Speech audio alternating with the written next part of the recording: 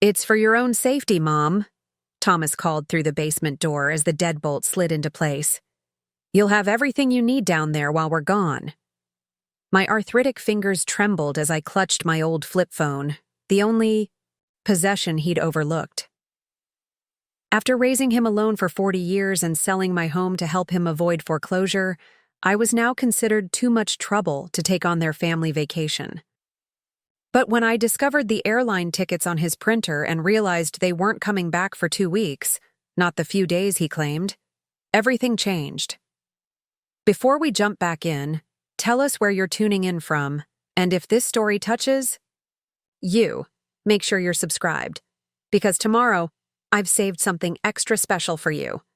You might be wondering how a retired librarian of 73 could end up locked in her son's basement, treated like an unwanted pet rather than a mother. The journey from respected professional to inconvenient elder didn't happen overnight, though the final betrayal certainly did. I've had a lot of time to reflect on how I missed the warning signs. Perhaps I was blinded by maternal love, or perhaps I simply couldn't believe that my own child, the baby I had nursed through pneumonia, the boy I had comforted through his first heartbreak, the young man whose college graduation had been the proudest day of my life, would ever see me as nothing more than a financial resource to be drained and discarded. My name is Margaret Phillips. For 35 years, I served as the head research librarian at Oak Ridge Public Library. I raised my son Thomas alone after my husband Richard walked out when Thomas was just 5 years old. Richard had dreams of becoming a musician, and apparently a wife and child were impediments to that dream. The last I heard, he was playing guitar in dive bars in Nashville. He never sent a penny in child support, never called on birthdays. It was just Thomas and me against the world. I worked double shifts, days at the library and evenings at a local bookstore, to provide Thomas with everything he needed.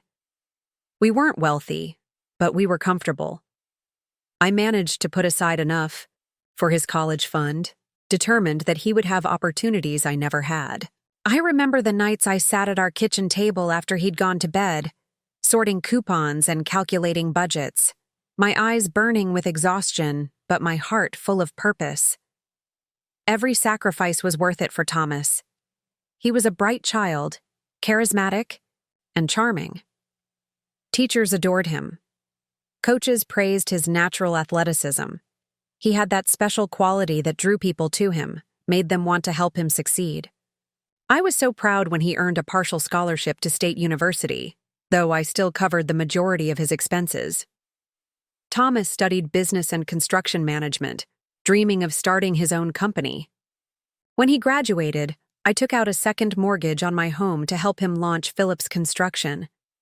"Once I get established, Mom, I'll pay you back tenfold," he promised, his eyes shining with ambition and gratitude. The early years of his business were lean but promising. Thomas worked hard, built a solid reputation, and gradually expanded. He met Vanessa at a client's housewarming party. She was the real estate agent who had sold the house. They married after a whirlwind romance, and within a few years, had given me 2 beautiful grandchildren, Emma, now 12, and Jackson, 9. I adored those children. Every Sunday, they would visit my colonial home in Maple Ridge, a charming property I had purchased 30 years ago and had finally paid off in my 60s. Thomas and Vanessa would drop them off for the afternoon while they enjoyed date time, and I would bake cookies with Emma and help Jackson with his science projects. Those Sundays were the highlight of my week. 6 months ago, everything changed. Thomas called on a Tuesday evening, his voice tense with concern. "Mom, have you heard about the break-in on Elm Street, just 3 doors down from you?" I had heard. Mrs. Abernathy's home had been burglarized while she was visiting her daughter in Florida. It was unfortunate, but hardly unprecedented. Maple Ridge was still one of the safest neighborhoods in the county. "I'm fine, Thomas. I have my security system, and the neighborhood watch has increased patrols." "But you're all alone in that big house," he persisted. "It keeps me up at night worrying about you." I've been alone in this house for decades, I reminded him gently. There was a pause, then Vanessa's voice joined the call. Margaret, we've been talking. Our basement apartment is just sitting empty since Thomas finished renovating it. It has its own bathroom, kitchenette, even a separate entrance. It would be perfect for you.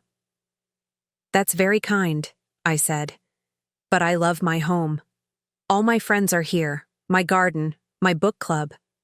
I'm not ready to make such a change. Mom. Thomas's voice grew earnest. It makes financial sense. That house is worth what? $400,000? The property taxes alone must be eating into your pension. Sell it, invest the money, and you'll have a nice nest egg for whatever you might need in the future. My mortgage is paid off, and I manage the taxes just fine, I said, though in truth, the recent property tax increase had been concerning. And what about the stairs? Vanessa chimed in. I noticed you wincing when you came up from the basement last Sunday. Your arthritis isn't getting any better, is it? She wasn't wrong. My arthritis had been worsening, making the Colonial's many stairs increasingly challenging.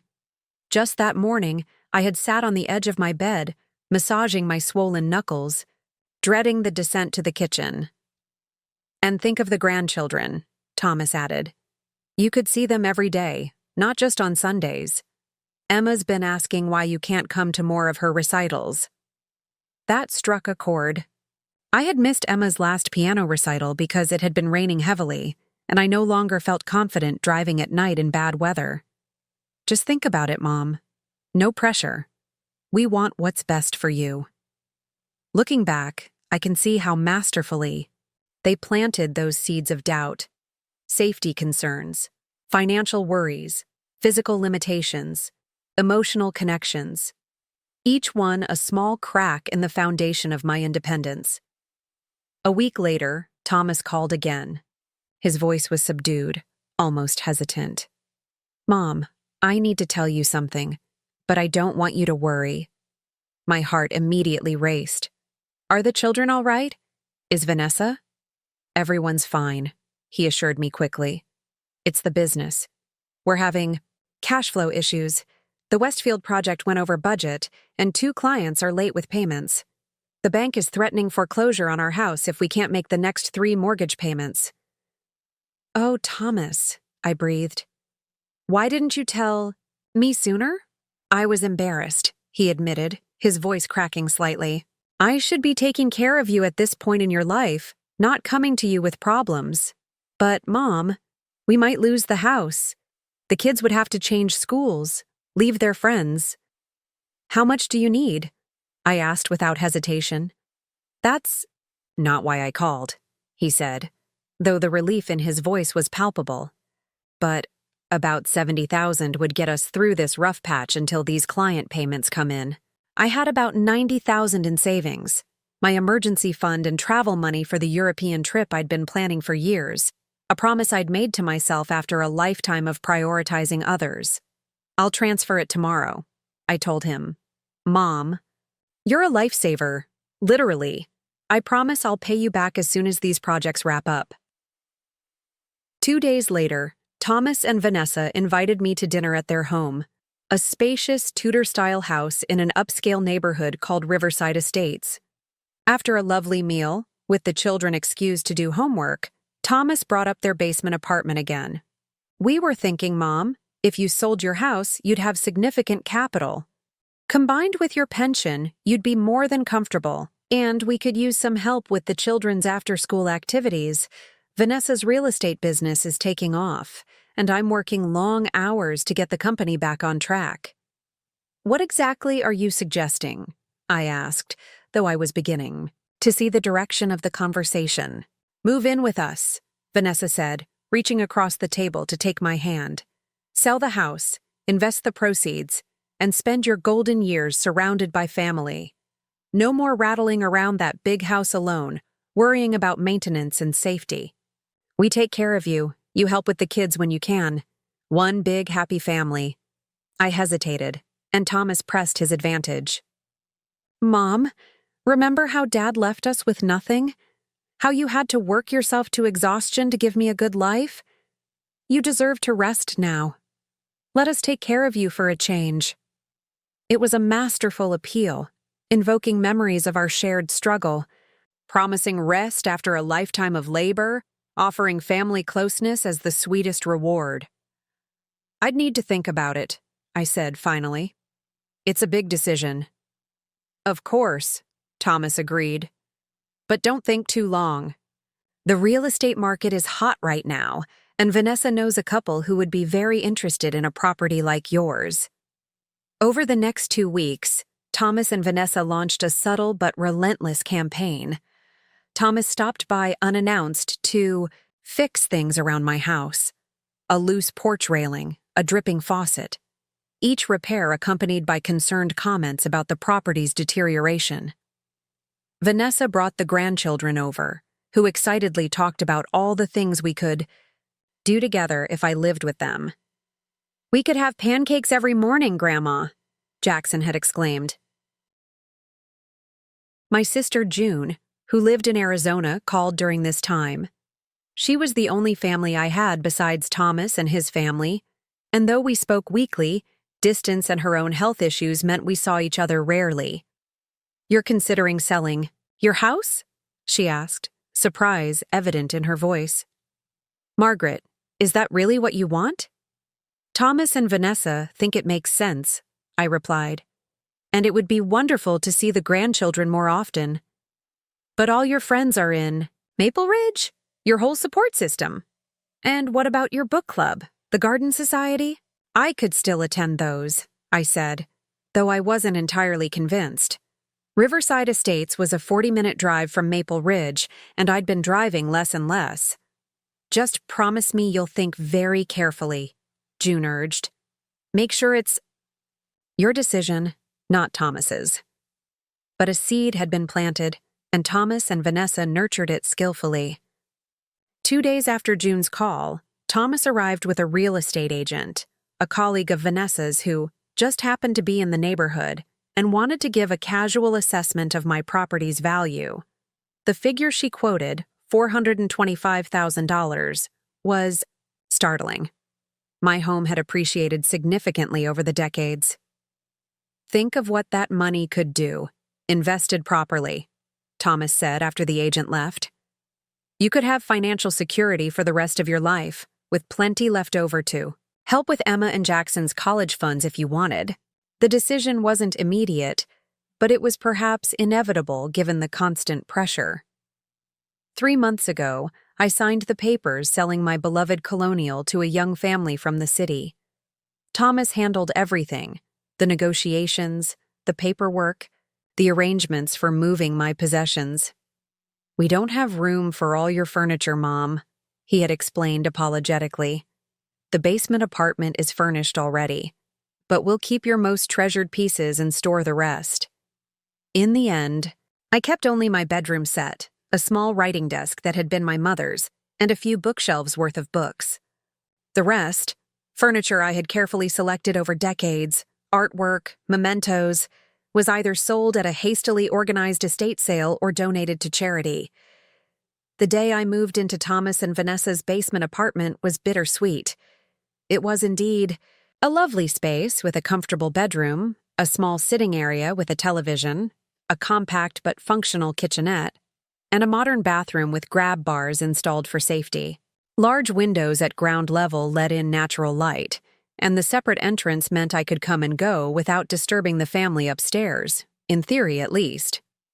Thomas helped me set up my remaining possessions, arranging my books on the built-in shelves, hanging a few cherished photos on the walls.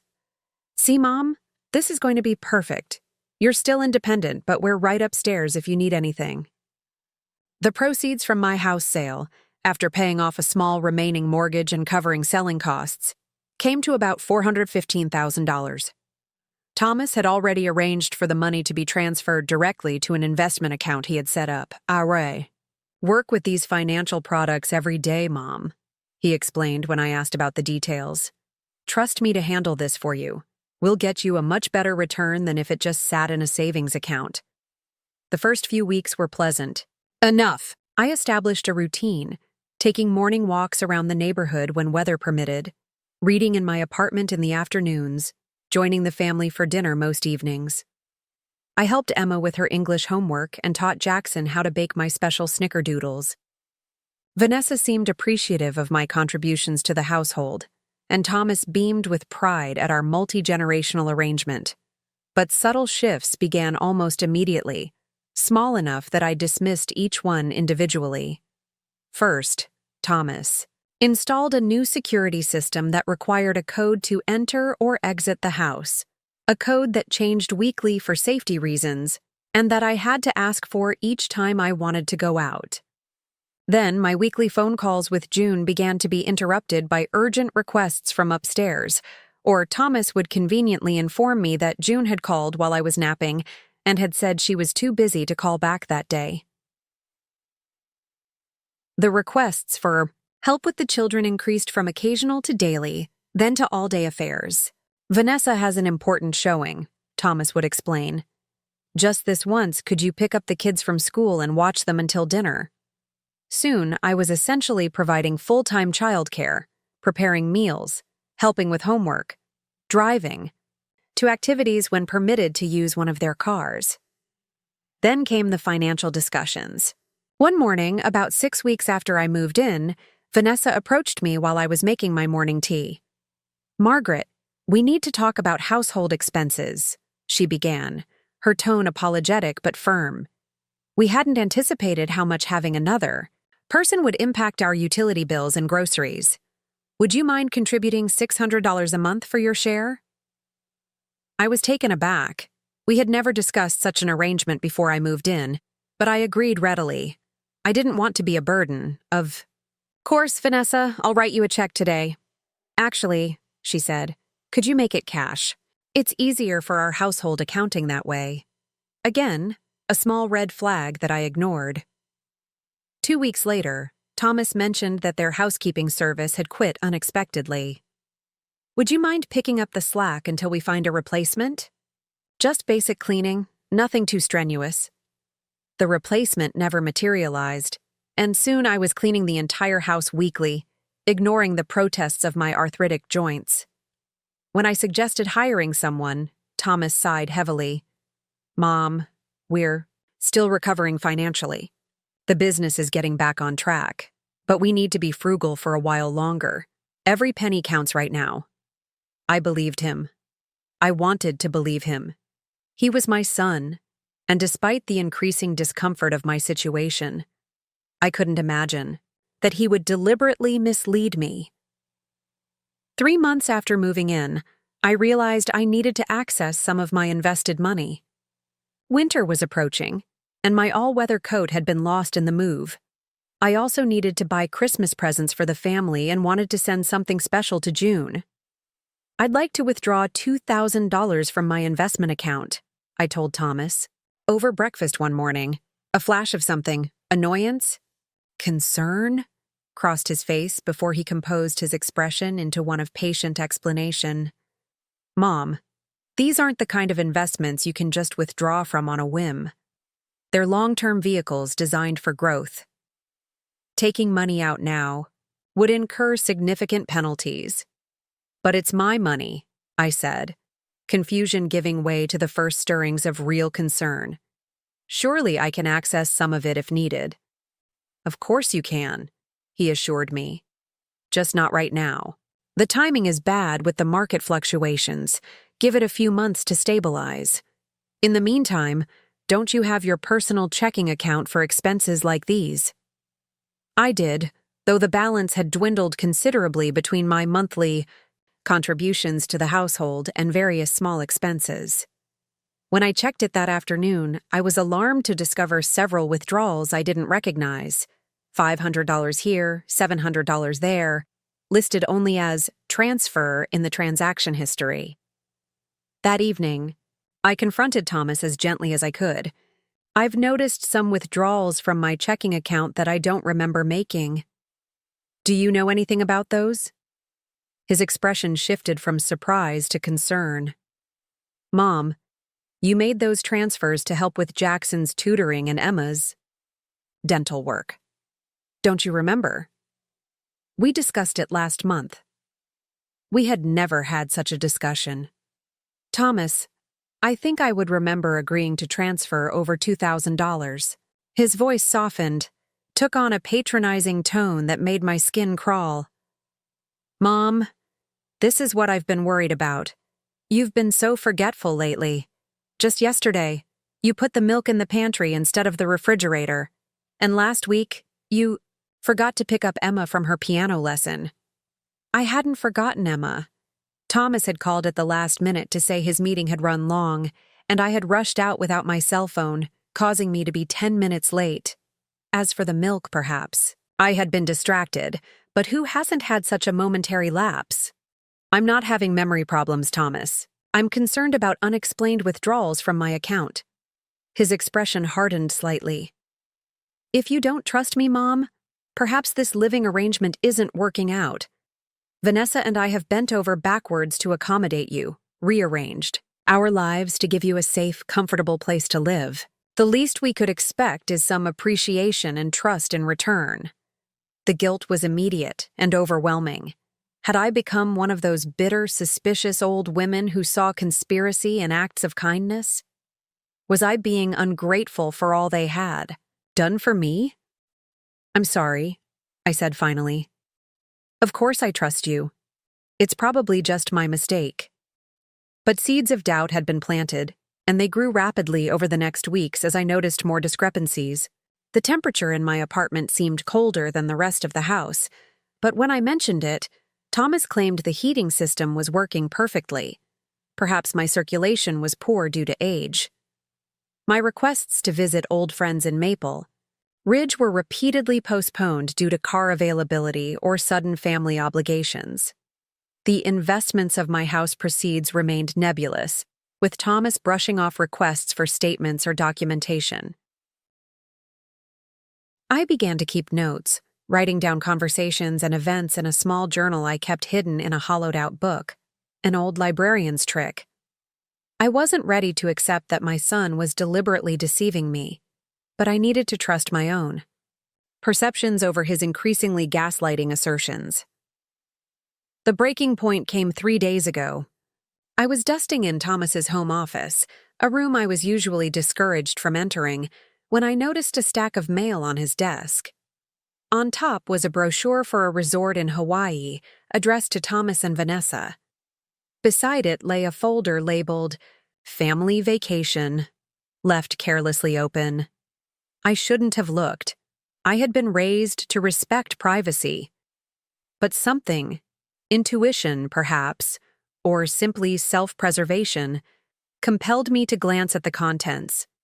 Inside were printed confirmations for first-class airline tickets to Maui, for 4 people, departing in 2 days, for a 2-week stay at a luxury resort. My hands trembled as I processed this information. They were planning a lavish Hawaiian vacation while claiming financial hardship?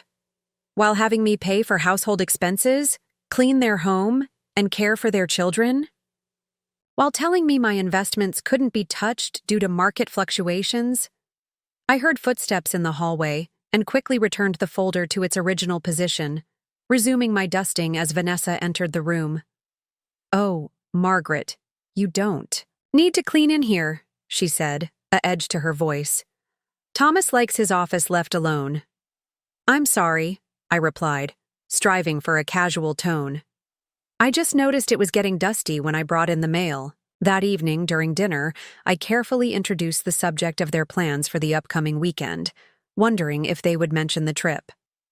"Actually, Mom," Thomas said, setting down his fork, "Vanessa and I are taking the kids to visit her parents for a few days. We've been planning it for a while." A blatant lie. Vanessa's parents lived in California and had a fractious relationship with their daughter. They had never once visited in all the years Thomas and Vanessa had been married. "That sounds lovely," I said, forcing a smile. "When will you be back?" "Probably Tuesday or Wednesday," Vanessa replied smoothly. "It's just a short visit." Another lie. Their tickets were for a 14-day stay. I spent that night in a state of heightened awareness, reviewing the events of the past months with new clarity. The isolation from friends and family, the gaslighting about my mental acuity, the unexplained withdrawals from my account, the increasing restrictions on my movements, and now this elaborate deception about their vacation. The next morning, yesterday, I awoke with resolve. I needed to see those investment statements. I needed to know exactly what had happened to the proceeds from my house sale. And I needed to contact June. I waited until Thomas and Vanessa had left for work and the children were at school. Then I went to Thomas's office and began a systematic search of his filing cabinets. It took nearly an hour, but finally, in a locked drawer that I opened using a letter opener, another librarian's trick, I found a folder with my name on it. Inside were bank statements for an investment account in my name, with a balance of just $24,000. Transfer records showed steady withdrawals over the past 3 months, moving money from this account to another one in Thomas and Vanessa's names. Nearly $390,000 of my house proceeds had been systematically drained away. I felt physically ill, sitting there on the office floor with the evidence of my son's betrayal spread before me. How could he do this? How could he steal from his own mother, the woman who had sacrificed everything for him? I took photos of the statements with my old flip phone, a basic device Thomas had allowed me to keep, probably because it had no internet capability and he controlled who was in my contact list. Then I carefully returned everything to its place and retreated to my apartment to think. I needed to confront Thomas, but I also needed to be strategic.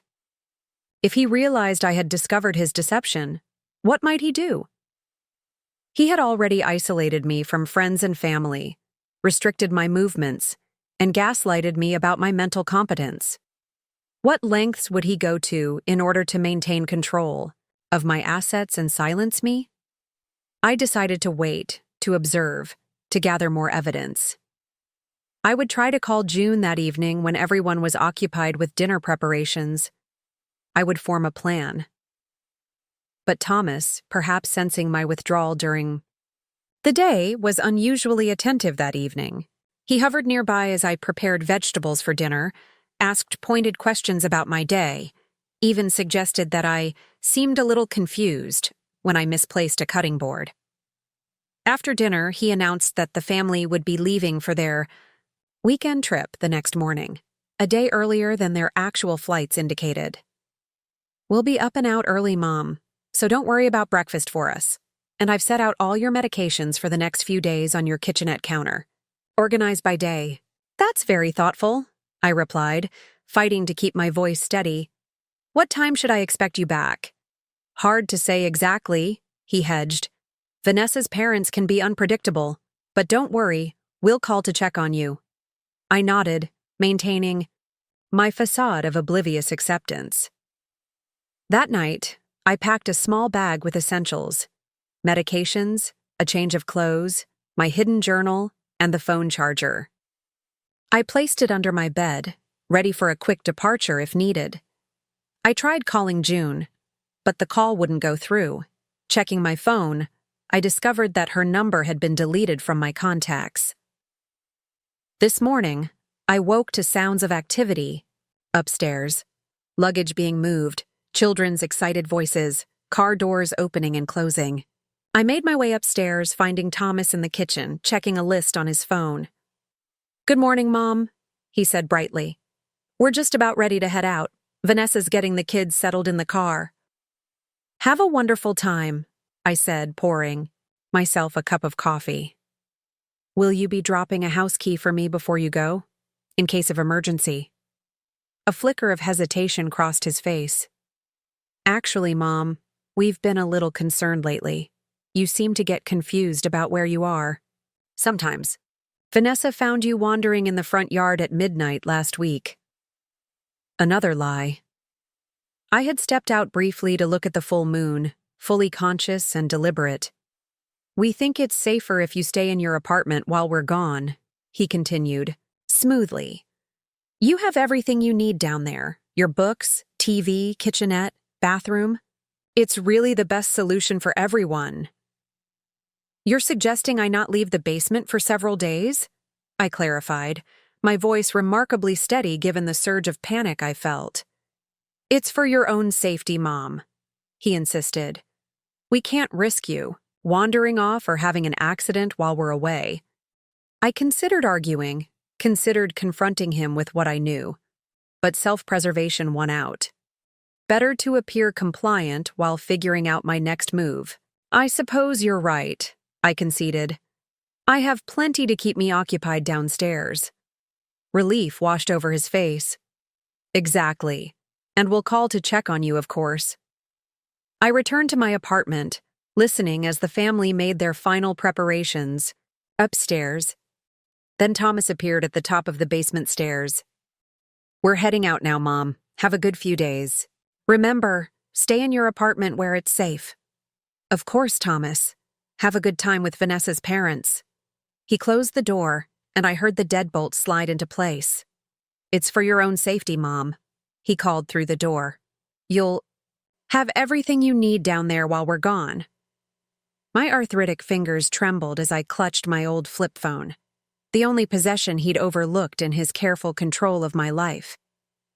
I was locked in the basement, imprisoned by my own son, while he and his family departed for a luxurious Hawaiian vacation, funded, no doubt, by the proceeds from my house sale.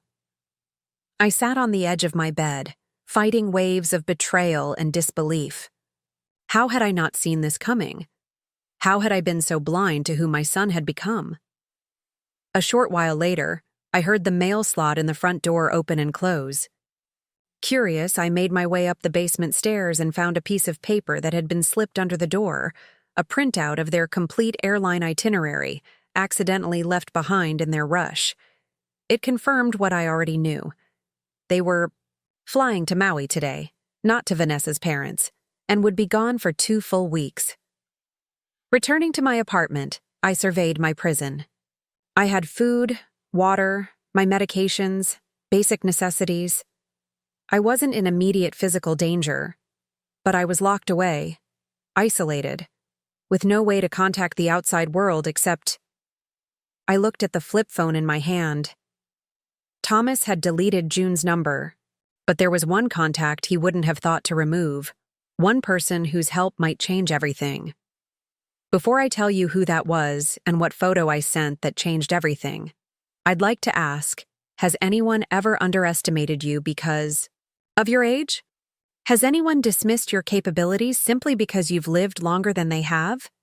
Share your experiences in the comments below and subscribe if you'd like to hear part 2 of my story, where I'll reveal how I turned the tables on those who thought they had me completely under their control. When we left off, I was locked in my son Thomas's basement apartment while he, his wife Vanessa, and my grandchildren jetted off to a luxury Hawaiian vacation, a trip they had explicitly lied about and were likely funding with the proceeds from my sold home. I had discovered financial statements showing Thomas had systematically drained away nearly $390,000 of my house sale money, leaving only $24,000 in the investment account he claimed to be managing for my benefit. I was trapped, isolated, with only an old flip phone as my connection to the outside world. Thomas had deleted most of my contacts, including my sister June's number. But there was one contact he'd overlooked, one person whose help would prove invaluable: Harriet Johnson. Harriet had been my assistant at the Oak Ridge Public Library for over 20 years before her retirement 5 years after mine. She was 15, years my junior, a spry 58 to my 73, and had been more than a colleague. She had become a dear friend. We had maintained our monthly lunch tradition until my move to Thomas's home, when such outings became increasingly difficult to arrange due to transportation issues and scheduling conflicts. Thomas had met Harriet only a few times over the years and likely considered her insignificant, just another elderly woman with diminishing relevance in the modern world. That dismissive attitude, that fundamental underestimation of older women, would prove to be his undoing. I stared at her name in my contact list, my thumb hovering over the call button. What would I say? "Hello, Harriet. My son has locked me in his basement and stolen my life savings. Could you help? It sounded delusional, like the ramblings of a confused old woman. Exactly the image Thomas had been carefully cultivating about me. Instead of calling, I decided to send a text with photo evidence, concrete proof that would be difficult to dismiss. I carefully composed a message, keeping it factual and clear. Harriet, I need your help. Thomas has locked me in his basement apartment and left for Hawaii for 2 weeks. I've discovered he's stolen most of my house sale money, $3 to $90K. I have proof. Please call Emily Roberts at Seniors Legal Aid at 555-1234. Tell her where I am and send her these photos. Do not call Thomas. Margaret. I attached 3 photos. One of the financial statements showing the transfers from my account to Thomas and Vanessa's, one of the dead-bolted basement door taken from my side, and one of their Hawaiian itinerary, clearly showing today's date and their 2-week stay. After triple-checking the message for clarity, I hit send and waited, my heart pounding. Had I done enough? Would Harriet believe me? Would she act quickly? I didn't have to wonder long. Within 20 minutes, my phone rang. Margaret? Harriet's voice was tense with concern. I got your message. Are you physically safe right now? Yes, I assured her. I have food, water, my medications. I'm not in immediate danger. Good. I've already called Emily Roberts and forwarded your photos. She wants to speak with you directly. Can I conference her in? Please do. A moment later, a new voice joined the call. Mrs. Phillips? This is Emily Roberts from Seniors Legal Aid. I've reviewed the photos Harriet sent, and I'm very concerned about your situation. Can you tell me a bit more about how this happened? Briefly, I outlined the events of the past 6 months. Selling. My home at Thomas's urging, the gradual isolation and gaslighting, the discovery of the financial documents, and finally, being locked in the basement under the pretense of safety concerns. This is elder abuse, both financial and physical. Emily stated firmly, we need to get you out of there immediately and secure what assets remain. I'm going to contact the police to do a welfare check and help remove you from the premises. Then we can begin legal proceedings to recover your funds. The police? I hesitated. Despite everything, the thought of criminally implicating my own son was painful. Couldn't we try something less official first? Mrs. Phillips, Emily's voice was gentle but firm. What your son has done isn't just immoral, it's criminal. Financial elder abuse is a felony in this state, and forcible confinement is a serious offense regardless of the victim's age. The police need to be involved, both for your immediate safety and to establish a record for the legal case ahead. I knew she was right, but my heart ached at how we had arrived at this point. Where had I gone wrong as a mother? How had the sweet boy who had once made me handmade Mother's Day cards become capable of such calculated cruelty? Mrs. Phillips? Emily prompted. Shall I call the police? Yes, I said finally. Please do. Good. I'll also arrange for an emergency court hearing tomorrow regarding your finances. With your permission, we'll request an immediate freeze on all accounts connected to Thomas and Vanessa Phillips, as well as a temporary protective order. Do whatever you think is necessary, I told her. The police should be there within the hour. Stay on the line with Harriet until they arrive. I'm going to make some more calls to get things moving on the legal front. After Emily disconnected, Harriet and I remained on the call. Her steady presence was comforting as we waited for a help to arrive. I'm so sorry, Margaret, she said after a lengthy silence. I knew something wasn't right when you suddenly stopped coming to our lunches, but I never imagined it was this bad. Neither did I admitted. I kept making excuses for Thomas's behavior, seeing what I wanted to see rather than what was actually happening. That's not your fault, Harriet insisted. We're conditioned to trust our children, to believe they have our best interests at heart. Thomas exploited that trust in the most cruel way possible. We continued talking, Harriet updating me on mutual Friends and library gossip, a transparent but welcome attempt to distract me from the painful reality of my situation. Nearly 45 minutes into our conversation, I heard knocking at the front door upstairs. "I think the police are here," I told Harriet. "Good. I'll stay on the line until you're safely with them." I climbed the stairs to the basement door and called out, "Hello? I'm down here in the basement." "Mrs. Phillips?" a male voice responded. "This is Officer Ramirez with the Riverside Police Department. We're conducting a welfare check. Are you okay?" "I'm locked in," I called back. "The door has a deadbolt." "Stand back from the door, ma'am. We're going to open it." I retreated down a few steps and waited. After some discussion I couldn't quite make out and the sound of tools being used. The door swung open, revealing 2 police officers, a tall Hispanic man and a younger black woman. "Mrs. Phillips?" the male officer asked. "Yes, that's me." I climbed the remaining steps, my phone still clutched in my hand. "Thank you for coming. I'm Officer Ramirez, and this is Officer Taylor. We received a call from Seniors Legal Aid expressing concern about your welfare. Can you tell us what's going on?"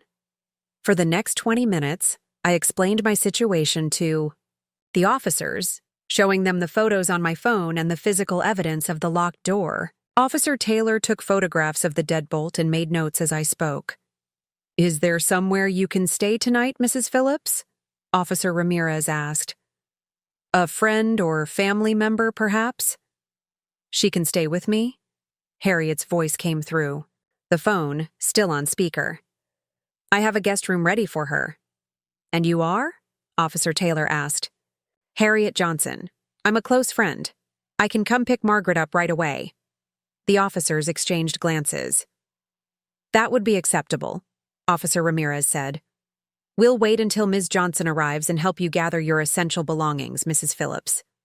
While waiting for Harriet, I packed clothing, medications, and personal items, including the journal where I had documented Thomas's concerning behavior.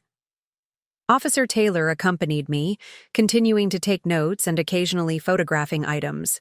In the apartment, particularly the medication setup Thomas had arranged for my safety and the scant food provisions left in the kitchenette. "Mrs. Phillips," she said as I gathered my toiletries, "I want you to know that what happened to you is not your fault. We see cases like this more often than you might think. Family members taking advantage of seniors, especially financially, is unfortunately common." Her words were meant to be comforting, I knew, but they only deepened my sense of foolishness. How had I not recognized what was happening? How had I, an educated woman who had spent her career helping people find and evaluate information, been so thoroughly deceived? "We filed a report on the locked door alone," Officer Ramirez added, joining us in the bathroom doorway. "Involuntary confinement is a serious offense, but the financial exploitation will require more investigation. Detective Harris from our Elder Crimes Unit will be contacting you tomorrow." By the time Harriet arrived, I had packed 2 suitcases with necessities. The officers helped carry them to her car, a sensible blue sedan parked in Thomas's driveway. Harriet embraced me tightly as soon as she saw me. "Oh, Margaret, I'm so glad you're safe." Officer Taylor handed me a business card. "Please call if you need anything, Mrs. Phillips. An officer will be stationed near Ms. Johnson's home tonight as a precaution, though with your son out of the country, we don't anticipate any immediate issues." "Thank you both," I said sincerely. As Harriet drove me away from Thomas's house, a complex mixture of emotions washed over me. Relief at my escape, sorrow for what had been lost, fear of what lay ahead, and beneath it all, a simmering anger that would ultimately fuel my resolve. In the difficult days to come, Harriet's home was a charming bungalow in a quiet neighborhood about 20 minutes from Thomas's house. Colorful flower beds lined the walkway, and wind chimes tinkled gently from the covered porch. "It's not fancy," she said as she helped me with my luggage, "but it's paid for, and it's mine." "It's lovely," I assured her. The guest room was small, but comfortable, with a twin bed covered in a cheerful quilt, a reading lamp, and a small desk by the window. Harriet helped me unpack, then insisted I sit in her cozy living room while she prepared tea and sandwiches. "You must be hungry," she said. "I doubt Thomas left you with much food." She was right. I hadn't realized how hungry I was until the aroma of tomato soup and grilled cheese, comfort food of the highest order, wafted from her kitchen. As we ate, Harriet filled me in on what had transpired behind the scenes while I was packing. "Emily Roberts has been amazing," she told me. "She's already filed emergency petitions with the court for tomorrow morning, a freezing order for Thomas and Vanessa's accounts, a protective order to keep them away from you when they return, and an emergency conservatorship application to protect whatever assets remain in your name." "Conservatorship?" I echoed, alarmed by a term I associated with incapacitated individuals. "I don't need someone to make decisions for me. I'm perfectly competent." "It's not that kind of conservatorship," Harriet explained quickly. "It's just for your finances, and it's temporary, just to prevent Thomas from claiming you gave him authority to manage your money.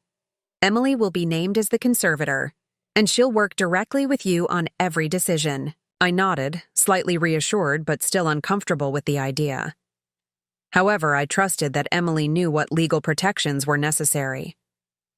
"There's something else," Harriet continued, her expression growing more serious. "Emily thinks we should consider a more proactive approach." "What do you mean?" "Thomas and Vanessa are in Hawaii for 2 weeks, right? That gives us time to not just defend, but to investigate. To gather evidence, build a case, and potentially recover more of your money before they can hide it further." "How would we do that?" Harriet's eyes gleamed with determination. "Emily has connections with a forensic accountant who specializes in financial exploitation cases. If the court grants the emergency orders tomorrow, they can start tracking the money immediately. But they need as much information as possible: account numbers, transaction histories, anything that might show where your money went." I thought about this. Thomas has everything in his home office: financial statements, account information, possibly even documentation of the investments he claimed to have made for me. Exactly. And with the right legal orders, we could access that information. "You mean go back into the house?" The idea of returning to what had been my prison, even briefly, sent a chill through me. "Not you," Harriet clarified. "Emily and the forensic accountant, with police escort if necessary. But they would need to know exactly what to look for and where." I considered this as I finished my soup. The thought of fighting back, of actively working to reclaim what had been taken from me rather than simply accepting my losses, was both terrifying and exhilarating. "I'll help however I can," I decided. Thomas may have taken my money, but he underestimated my resolve. And my memory. I can tell them exactly where he keeps his financial records. Harriet smiled, reaching across the table to squeeze my hand. "That's the Margaret Phillips I know. Now you should get some rest. Tomorrow will be a busy day." That night, in the unfamiliar but safe haven of Harriet's guest room, I slept better than I had in months. The crushing weight of uncertainty had been lifted, replaced by the clarity of purpose. Whatever happened next, I was no longer alone and helpless. I had allies, I had a plan, and most importantly, I had reclaimed my agency. Morning brought a flurry of activity. Emily Roberts arrived at 7:30 a.m. with a tall, distinguished woman she introduced as Patricia Gaines, the forensic accountant. "We have a court hearing at 9 a.m., Emily explained as Harriet served coffee and muffins. "Judge Harmon is known for taking elder abuse cases seriously. Based on the evidence we've already gathered, I'm optimistic about getting the emergency orders." "Granted." Patricia spread several documents on the dining table. "Mrs. Phillips, I need you to authorize these requests for your banking records. We're particularly interested in the 6 months before you sold your home, as well as all activity since." As I signed the forms, Emily outlined the day's strategy. "Once we have the court orders, we'll move quickly. Mrs. Phillips, you mentioned Thomas keeps financial records in his home office? Yes, in the filing cabinet to the right of his desk. The bottom drawer was locked, but I managed to open it with a letter opener. That's where I found my investment account statements. Perfect. With the court's authorization, we can obtain a search warrant specifically for those records. In the meantime, Detective Harris from the Elder Crimes Unit would like to meet with you this afternoon to take a formal statement about both the financial exploitation and your confinement. I'll be ready, I assured her. Emily and Patricia left for court, promising to call as soon as the hearing concluded.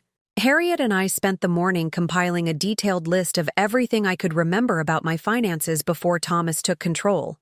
Account numbers, approximate balances, regular expenses, and income sources. We also created a timeline of the gradual isolation and gaslighting tactics Thomas had employed, using entries from my hidden journal to provide specific dates and incidents. Shortly after 10 a.m., Emily called with good news. The judge granted everything we requested. Thomas and Vanessa's accounts are frozen, effective immediately. We have a temporary protective order preventing them from contacting you or coming within 500 feet of wherever you're staying. And the limited financial conservatorship has been approved, with me appointed as conservator. What about accessing Thomas's home office? I asked. Detective Harris is securing a search warrant as we speak. We should be able to execute it this afternoon. True to her word, at 2 p.m., Emily arrived with Detective Harris, a sharp-eyed woman in her 40s with a no-nonsense demeanor, and 2 other officers. Mrs. Phillips, Detective Harris greeted me. I'm sorry for what you've experienced. We're going to do everything possible to help you recover your assets and ensure your son faces appropriate consequences for his actions. For the next hour, I gave a detailed statement, walking the detective through the entire sequence of events from Thomas's initial suggestion that I sell my home through to being locked in the basement. I provided names of witnesses who could corroborate aspects of my account. Neighbors from Maple Ridge who had been told I was moving in with Thomas because I couldn't manage alone anymore. Friends whose calls Thomas had intercepted. Even the real estate agent who had handled the sale of my house. This is very helpful, Detective Harris said as she reviewed her notes. You've provided a comprehensive account with specific details that we can verify. Now, about the search warrant. We're authorized to enter your son's home to retrieve financial documents and electronic records related to your accounts. Is there anything specific we should look for beyond what you've already mentioned? I thought carefully. Thomas keeps his laptop with him, but there's a desktop computer in the home office that he sometimes uses.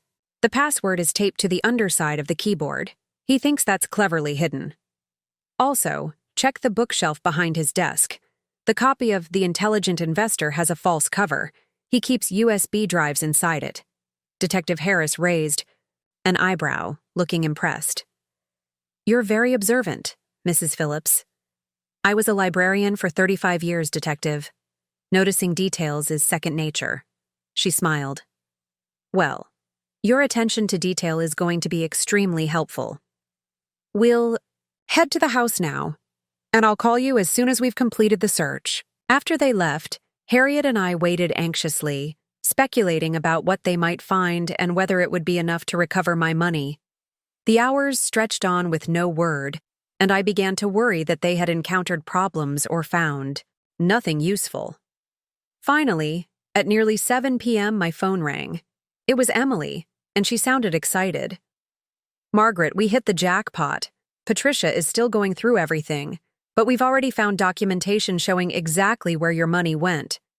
Thomas transferred most of it to offshore accounts in the Cayman Islands, but he kept detailed records, probably planning to move the money again after you were permanently out of the picture. Out of the picture? I repeated, a chill running through me. What do you mean? There was a slight pause. There were some concerning documents. Notes about looking into memory care facilities for you, despite having no medical justification. References to having you declared incompetent, and emails to a real estate agent about selling the house once they returned from Hawaii, with no mention of where you would be living. The implications were clear and horrifying. Thomas hadn't just planned to take my money. He had been systematically laying groundwork to have me institutionalized, perhaps permanently. The good news, Emily continued, her voice gentler now, is that we found this before they could act on it, and Patricia says the offshore accounts are traceable. With the right court orders, we can freeze and potentially recover those funds as well. How much might be recoverable? I asked, trying to focus on the practical rather than the emotional devastation of what I had just learned. It's too early to say for certain, but Patricia is optimistic. Thomas was meticulous but not particularly sophisticated in his methods. He left clear trails. After the call ended, I sat in stunned silence, trying to process this new information. Thomas hadn't just seen me as a financial resource. He had viewed me as an obstacle to be removed entirely. The son I had raised, sacrificed for, loved unconditionally, had been planning to erase me from his life once I had served my purpose. Harriet, seeing my distress, sat beside me and took my hand. Margaret, I can't imagine how painful this is, but you need to remember something important. You stopped him. You saw through the deception. You gathered evidence. You reached out for help. You saved yourself. Her words penetrated the fog of hurt and betrayal. She was right. Despite Thomas's careful planning, despite his attempts to isolate and discredit me, I had found a way out. I had trusted my own perceptions over his gaslighting. I had taken action. You're right, I said finally, and I'm going to keep fighting. Over the next several days, a flurry of legal activity unfolded. Patricia traced the movement of my money through various accounts, ultimately identifying close to $320,000 in recoverable funds. Detective Harris compiled evidence for criminal charges against Thomas and Vanessa.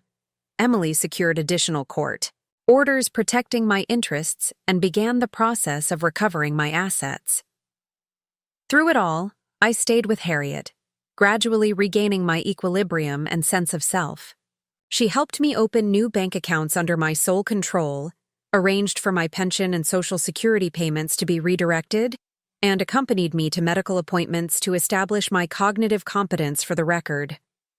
1 week after my escape from Thomas's basement, with the legal machinery now well in motion, I faced a new challenge. What to do when Thomas and Vanessa returned from Hawaii? They would arrive home to frozen accounts, missing documents, and legal notices, but no knowledge of where I was or what had transpired in their absence. They'll try to contact you, Emily warned during one of our daily strategy sessions. They'll probably start with concern, claiming they're worried about you, that you've wandered off due to confusion. When that doesn't work, they'll likely escalate to threats or attempts at manipulation. I'm prepared for that, I assured her. Though in truth, the thought of confronting Thomas, even indirectly, still filled me with a complex mixture of dread and sorrow. You don't have to engage with them at all, Patricia reminded me. The protective order prevents them from contacting you. Any attempt to do so can result in immediate arrest. While this was technically true, I knew that avoiding confrontation entirely wasn't the answer. Thomas needed to understand that his plans had failed not through bad luck or outside interference, but because he had fundamentally underestimated me, his own mother. I want to send him a message, I said finally. Something that makes it absolutely clear that I am the one who uncovered his schemes, that I am the one who took action. I don't want him thinking this was just bad timing or someone else's intervention. Emily considered this. That could actually be strategically valuable. If he understands that you have full awareness of what he did and are actively pursuing justice, he might be more likely to cooperate with recovery efforts rather than continuing to fight. What kind of message did you have in mind? Harriet asked, I thought carefully. It needed to be simple but powerful, impossible to misinterpret, and demonstrably from me rather than from lawyers or police. A photograph, I decided, sent to his phone the moment they land in San Francisco for their connecting flight home. And so, on the day of Thomas and Vanessa's return journey, we set our plan in motion. Patricia tracked their flight, confirming it was on schedule to land at San Francisco International Airport at 2:15 p.m. At precisely 2:20 p.m., when they would likely be turning on their phones after the long flight from Hawaii, I sent a single text message to Thomas's number. The message contained no words, only a photograph. Me, sitting confidently at a desk covered with the financial documents we had recovered from his home office. His detailed plans for my memory care placement clearly visible, with Emily, Patricia, and Detective Harris standing beside me. My expression was calm but resolute, my eyes looking directly into the camera, directly at my son, with clear recognition of his betrayal and my own determination to hold him accountable. Within minutes, Thomas called. I didn't answer, but his voicemail revealed everything we needed to know. Mom, what the hell is going on? Who are those people? Why were you in my office? Whatever you think you know, you've misunderstood. Call me immediately. This is all a big misunderstanding, and we need to talk before you do anything hasty. His tone was panicked, angry, nothing like the solicitous concern he had used while gaslighting me. The mask had fallen away completely.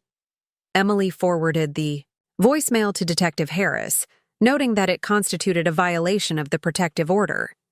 By the time Thomas and Vanessa landed in Riverside 3 hours later, officers were waiting at the airport to serve them with legal documents and inform them of the protective order's requirements. According to Detective Harris, who called to update me, Thomas's reaction had been one of disbelief and outrage. "This is ridiculous," he had apparently sputtered. "My mother is confused. She has dementia. She needs help, not legal proceedings." When informed that I had undergone a comprehensive cognitive assessment and been found completely competent, with no signs of dementia or confusion, he had fallen silent, then demanded to speak with his lawyer. Vanessa, in contrast, had immediately distanced herself from the situation. "This was all Thomas's idea," she told the officers. "I just went along with what he said we should do. I didn't know the details of the financial arrangements." Their united front, it seemed, had crumbled at the first sign of serious consequences. That evening, as Harriet and I shared a quiet dinner, I felt a strange sense of calm descend. The initial shock and hurt of Thomas's betrayal had not disappeared, but it had transformed into something else. A clear-eyed recognition of who my son truly was, and a determination to reclaim what was rightfully mine. "What will you do next?" Harriet asked as we washed dishes side by side. "After all the legal matters are settled, I mean." I had been pondering this question myself. "I'm not sure yet. I can't go back to Maple Ridge. My house is sold. And I certainly won't be living with Thomas again." "You're welcome to stay with me as long as you need," Harriet offered. "But I know you value your independence." "I do," I agreed. "Perhaps I'll look for a small place of my own, once I know exactly what my financial situation will be." "Or," Harriet said casually, "you could consider the senior living community where Barbara Wilson moved last year. Remember her? The retired art teacher from Oak Ridge High? She loves it there. Has her own apartment, but also a built-in social network and activities. Plus, they have excellent security." The idea was appealing. After the isolation Thomas had imposed, being part of a community again sounded wonderful. And after what I had experienced, security had taken on new importance. "I might look into that," I said. "Though I'd want to be close enough to stay involved in the book club and garden." "Society, of course," Harriet nodded. "And close enough for our monthly lunches, which are officially reinstated as of now." I smiled, feeling a glimmer of hopeful anticipation for the first time in months. Whatever happened with the legal proceedings, whatever amount of my money was ultimately recovered, I had already reclaimed something far more valuable: my autonomy, my dignity, and my faith in my own perceptions. The photograph I had sent to Thomas, the image that had ended it all, as I would later describe it, had done more than just alert him to his plan's failure.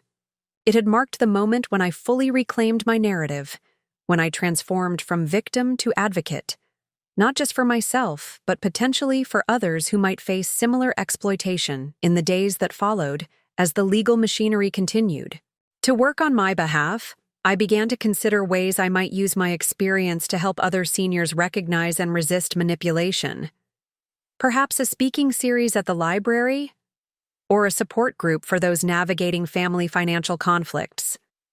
The possibilities were numerous, and for the first time in months, my future felt open with potential rather than shrinking with limitations. Thomas had locked me in a basement and flown off to Hawaii, believing I was safely contained, my resources appropriated, my voice silenced.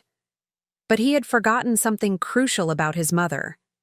I had spent my entire career helping people find information, evaluate evidence, and discover truth. I had raised him alone, navigating poverty and hardship with resilience and resourcefulness. I had survived abandonment, overcome obstacles, and built a meaningful life through determination and intelligence. He had seen only an aging woman with arthritic hands and a trusting heart. He had failed to see the strength, the wisdom, and the courage that decades of living had cultivated within me. That was his final and most consequential mistake. When we left off, I had just sent Thomas a photograph that spoke volumes. Me, surrounded by legal professionals, with all his incriminating financial documents spread before me. That single image shattered his carefully constructed narrative of me as a confused, incompetent elderly woman who needed his protection. It was the turning point in our power dynamic, but it was only the beginning of what would become a long and revealing journey toward justice. As Thomas and Vanessa's plane touched down in Riverside, they were greeted not by the security of their deception but by police officers and legal documents. Detective Harris later told me that Thomas's face had cycled through shock, disbelief, and finally a cold anger when he realized the extent of what had happened in his absence. Vanessa, meanwhile, had immediately begun to distance herself, claiming ignorance of the financial details and insisting she had just gone along with Thomas's decisions. Their unified front had crumbled at the first sign of consequences, a telling response that would set the tone for everything that followed. The next morning, Emily Roberts called with news that Thomas had hired Preston Whitfield, one of the most expensive criminal defense attorneys in the county. "This actually works in our favor," she explained. "Whitfield charges at least $700 an hour. Thomas's accounts are frozen, which means he's either liquidating other assets or going into debt to pay for this representation. Either way, it creates financial pressure that might make him more willing to settle." I wasn't so sure. Thomas had always been stubborn, particularly when his ego was involved. I doubted he would concede easily, regardless of the cost. My suspicion proved correct when, later that same day, I received notice that Thomas had filed an emergency petition challenging my competency. He was requesting the court appoint him as my guardian, claiming I was suffering from paranoid delusions and advanced dementia, and had been manipulated by opportunistic individuals taking advantage of my vulnerable mental state. The breathtaking audacity of it, to steal my money, lock me in a basement, and then claim I was the one who was mentally incompetent, left me momentarily speechless. But only momentarily. "He's trying to regain control," Emily explained when I called her, outrage evident in my voice. "It's a common tactic in these cases. If he can convince a court you're incompetent, he potentially neutralizes your testimony against him and might even regain access to your finances." "But it's ridiculous," I sputtered. "I have no cognitive impairment whatsoever. Surely any doctor who examines me will see that immediately."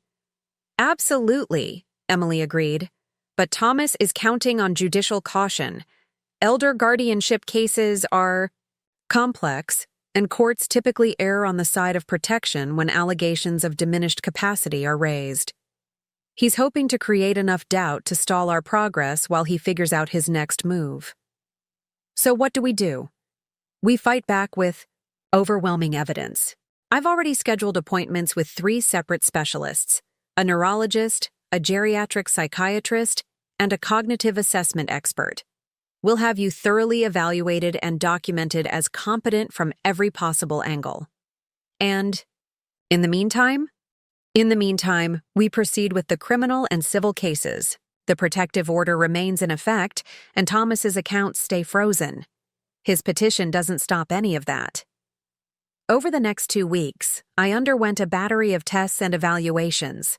I completed cognitive assessments, answered countless questions about my personal history, demonstrated my ability to manage financial matters, and even submitted to an MRI to rule out any physical brain abnormalities. Each specialist came to the same conclusion. I was completely competent, with cognitive function typical for my age and education level. The neurologist, Dr. Eleanor Chen, was particularly emphatic in her report. Mrs. Phillips demonstrates above-average cognitive function across all domains tested. There is absolutely no evidence of dementia, cognitive impairment, or any condition that would affect her decision-making capacity.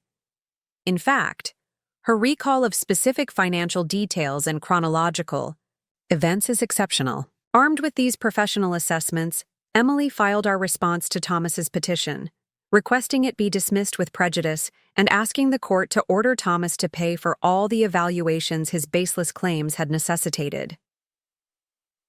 The hearing was scheduled for the following Monday. Thomas would be there, the first time I would see my son since discovering his betrayal and escaping his home.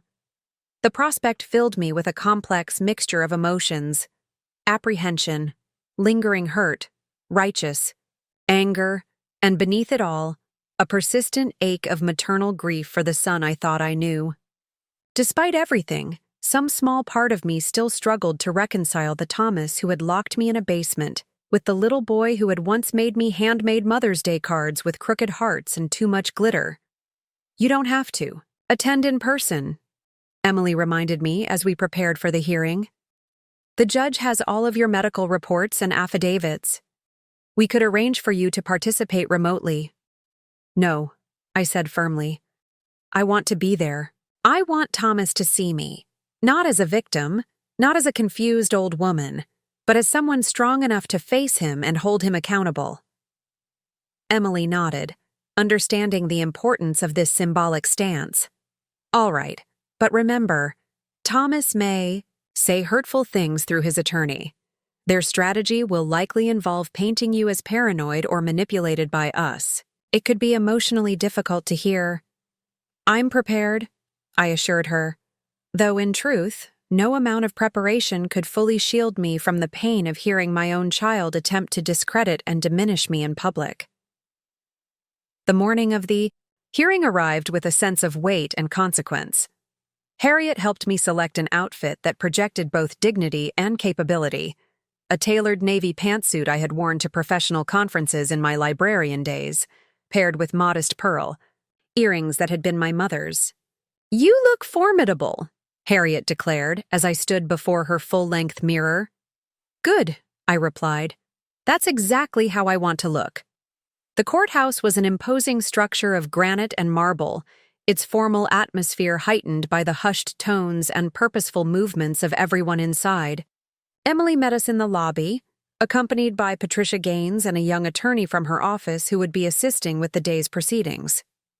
"Dr. Chen and Dr. Rosenberg are already here," Emily informed me, referring to 2 of the specialists who had evaluated me. "They're prepared to testify if needed, though their written reports are so definitive, I doubt the judge will require additional testimony." We made our way to the assigned courtroom, arriving early to settle in before Thomas and his attorney appeared. I sat at the plaintiff's table beside Emily, my back straight, my expression composed, though my heart raced beneath my carefully maintained exterior. At precisely 9 a.m., a side door opened and Thomas entered with his attorney, a tall, silver-haired, man in an expensive suit who radiated confidence and privilege. Thomas was dressed conservatively in a dark suit, his expression grim. He looked tired, I noticed with a pang of unwanted concern, with dark circles under his eyes and new lines etching his face. Our eyes met briefly across the room. I held his gaze steadily, refusing to look away first. After a moment, it was Thomas who broke the connection, leaning toward his attorney with a whispered comment. "All rise," called the bailiff as Judge Eleanor Michaels entered the courtroom, a stern-looking woman in her 60s with short gray hair and penetrating eyes. The proceedings began with formal introductions and a summary of the petitions before the court. Thomas's attorney, Preston Whitfield, spoke first, outlining their position with practiced eloquence. "Your Honor, my client has grave concerns about his mother's sudden and dramatic behavioral changes. Mrs. Phillips has lived comfortably with my client and his family for 6 months without incident. Then, while they were away on a brief family trip, she apparently fell under the influence of individuals who have convinced her of an elaborate conspiracy involving financial exploitation." Judge Michaels interrupted him. "Mr. Whitfield, I've reviewed the financial records submitted with the counter-petition. They appear to show significant transfers from Mrs. Phillips's accounts to accounts controlled by your client. Are you suggesting these records are fabricated?" Whitfield barely hesitated. "We're suggesting they lack context, Your Honor. Mrs. Phillips willingly entrusted her financial affairs to her son, who has managed them responsibly according to her wishes. The alleged exploitation is merely a misunderstanding of legitimate financial management." The judge's expression remained skeptical. "And the locked basement door? The police report is quite clear on that point." "A safety precaution, Your Honor. Mrs. Phillips had begun wandering at night, creating concerns for her well-being. The door was secured for her protection, with ample provisions for her comfort during the family's brief absence." I felt a surge of indignation at these blatant mischaracterizations, but remained outwardly calm as Emily had instructed. My time to speak would come. Judge Michaels turned to Emily. "Counselor Roberts, please present your response to this petition." Emily rose, her manner confident but respectful. "Your Honor, the petition before you is not merely without merit. It is a transparent attempt by Mr. Phillips to regain control over his mother and her assets after his schemes were discovered. We have submitted evaluations from 3 independent medical specialists, all of whom found Mrs. Phillips to be fully competent with no signs of cognitive impairment." She methodically dismantled Thomas's claims, presenting evidence of the financial transfers, the Hawaiian vacation booked with my money, and, most damning, the documents found in Thomas's office outlining plans to have me placed in a memory care facility despite having no medical need for such placement. "Furthermore," Emily continued, "we've submitted affidavits from Mrs. Phillips's former neighbors, colleagues, and medical providers, all attesting to her undiminished mental acuity before and after moving to her son's home. This petition is not a good faith effort to protect a vulnerable adult. It is an attempt to silence Mrs. Phillips and avoid consequences for serious financial exploitation." As Emily spoke, I watched Thomas from the corner of my eye. His jaw tightened progressively, and he began writing furious notes to his attorney. When Emily mentioned the documents about the memory care facility, he visibly flinched. After both attorneys had presented their arguments, Judge Michaels turned to me directly. "Mrs. Phillips, I'd like to hear from you. Can you tell me, in your own words, why you believe your son has filed this petition?" I rose slowly, grateful for the opportunity to speak for myself. "Your Honor, my son's petition is a continuation of a pattern that began when he convinced me to sell my home and move in with his family. Since then, he has gradually isolated me from friends and family, restricted my movements, taken control of my finances, and repeatedly suggested I was becoming confused or forgetful when I questioned his actions." My voice remained steady as I continued. "Thomas is not concerned about my welfare. He is concerned about losing access to my assets and facing consequences for his actions. When I discovered financial statements showing he had transferred most of my house proceeds to accounts in his name, he locked me in the basement apartment of his home before leaving for a 2-week Hawaiian vacation that was almost certainly funded with my money. Judge Michaels listened attentively, occasionally making notes. "Thank you, Mrs. Phillips. You appear quite lucid and well-spoken to me." She turned to Thomas. "Mr. Phillips, would you like to address the court?" Thomas conferred briefly with his attorney, who looked reluctant but eventually nodded. Thomas then approached the podium, his expression a careful mask of concern. "Your Honor, I love my mother very much. Everything I've done has been for her protection and financial security. She was managing well in our home until recently, when she began showing signs of confusion and paranoia. I'm deeply concerned about the influences she's fallen under while I was away." He turned slightly to look at me. "Mom, I know you believe these things happened, but that's exactly why I'm worried. You're imagining financial schemes that don't exist. You've always been suspicious about money, ever since Dad left. Now you've let that suspicion color your perception of me, your own son." The emotional manipulation was so transparent it almost made me laugh.